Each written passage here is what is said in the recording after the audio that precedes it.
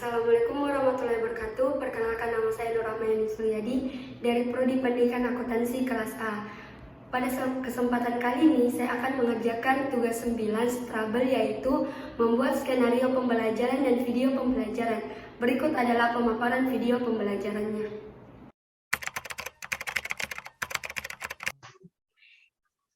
Assalamualaikum warahmatullahi wabarakatuh, anak-anak. Waalaikumsalam, Ibu. Ini Ibu mau bertanya, sudah pertemuan keberapa ya? 10, Ibu. 10. Oh, yang administrasi pajak ya? Oke. Iya, Bu, iya. Di sini Ibu akan menjelaskan pertemuan 10, yaitu administrasi pajak. Materi pokok dalam administrasi pajak terdiri dari 7, yaitu yang pertama definisi pajak, yang kedua pungutan lain selain pajak, 3 fungsi pajak, 4 kedudukan hukum pajak, 5 jenis-jenis pajak, 6 tata cara pemungutan pajak, dan yang terakhir tarif pajak. Kita masuk pada kompetensi dasar atau KD, yaitu 3.1 memahami jenis-jenis pajak dan ketentuan umum dan tata cara perpajakan. 4.1 mengelompokkan jenis-jenis pajak dan tata cara perpajakan.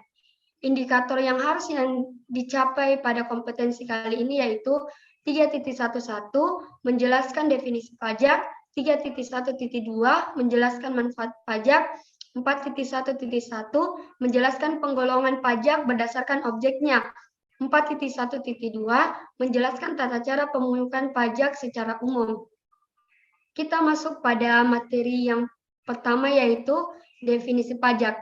Pajak adalah kontribusi wajib kepada negara yang terutang oleh orang pribadi atau badan yang bersifat memaksa berdasarkan undang-undang, dengan tidak mendapatkan imbalan secara langsung dan digunakan untuk keperluan negara bagi sebesar-besarnya kemakmuran rakyat. Masuk pada materi kedua, yaitu pungutan lain selain pajak.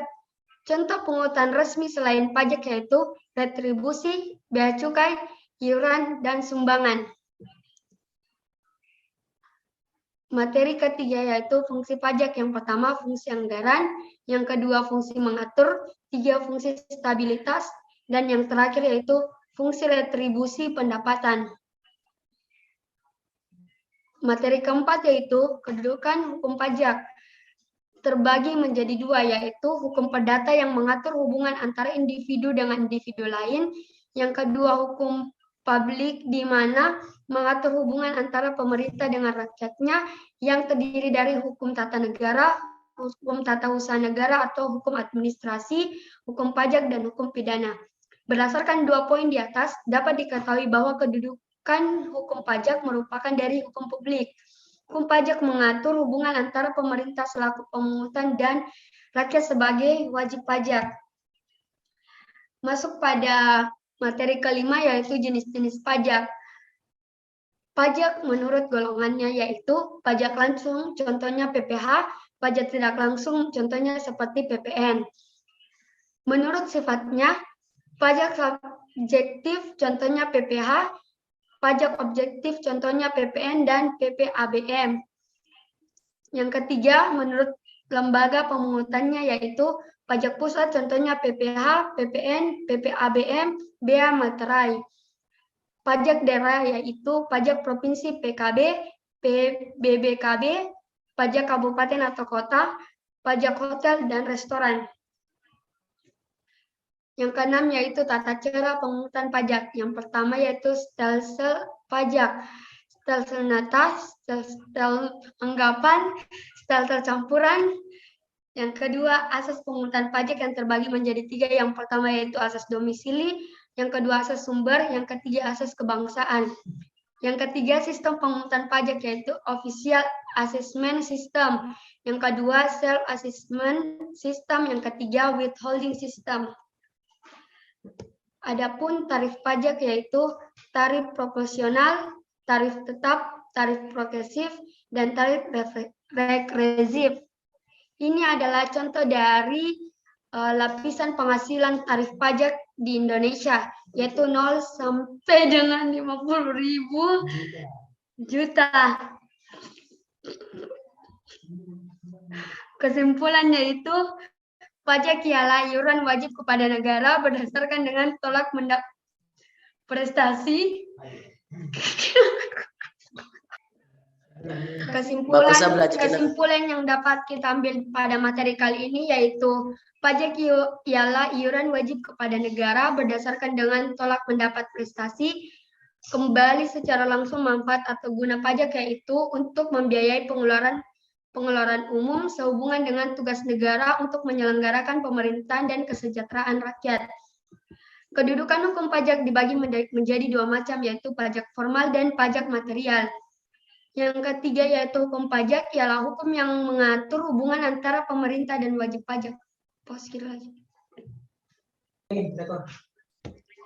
Oke, setelah tadi pemaparan Ibu tentang materi kali ini, menurut kalian, apakah kalian ada yang kurang jelas atau ingin bertanya? Saya Ibu, mau Kak bertanya. Oke, Andi Muarija Mutmainah. Silakan. Saya ingin bertanya, siapa saja yang harus membayar pajak? Oke. Yang seperti kita sudah ketahui, yang diwajibkan mengisi SPT tahunan antara lain yaitu orang pribadi atau orang yang sudah memiliki nomor pokok wajib pajak atau yang biasa dikenal dengan NPWP. Tidak ada yang mau bertanya?